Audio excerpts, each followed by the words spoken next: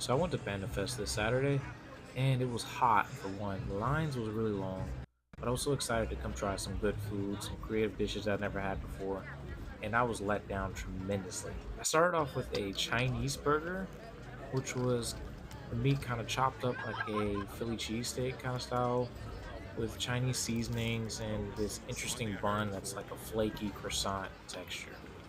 It was the flavor profile was kind of there. Felt like it was missing some salt, maybe some garlic or some other things, but it was okay, and I gave it like a 6 out of 10. Next, I moved over to this king squid that had a lot of flavor.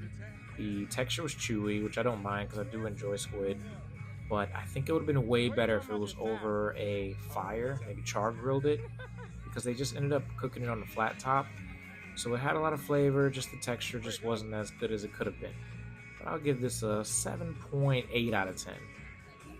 Next, I ended up getting this thing called Bun Bun, which was almost like a soup dumpling, but it was filled with different types of proteins. I had one that had chicken and corn, and a pork scallion, and a beef one. Overall, they were solid 6 out of 10. Wasn't as flavorful and wasn't as filled, but it wasn't bad. So after this one, I felt like everything was kind of mid, and I stopped trying anything else because it was hurting my pockets. Oh, almost forgot. I wanted something sweet and ended up going to this spot that had Panda mochi, and it was similar to like a sweet cream or sweet milk with some type of jellies in there and a panda shaped mochi.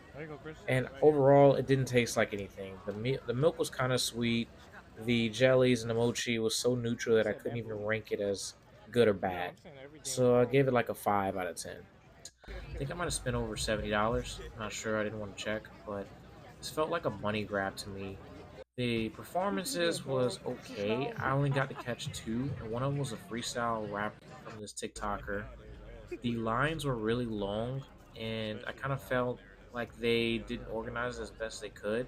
There was time slots for people to come, and my time slot was from 4 to 10. But people who had a time slot from 9 to like 2 were in my time slot, which overcrowded the whole venue, and they let those people in. Other than that, the parking was really crazy, but it wasn't as expensive. I think I paid like $5, and the line to get into the venue was a little long, but it moved really quick. So it wasn't that bad, but overall, I give it around a 7.4 out of 10.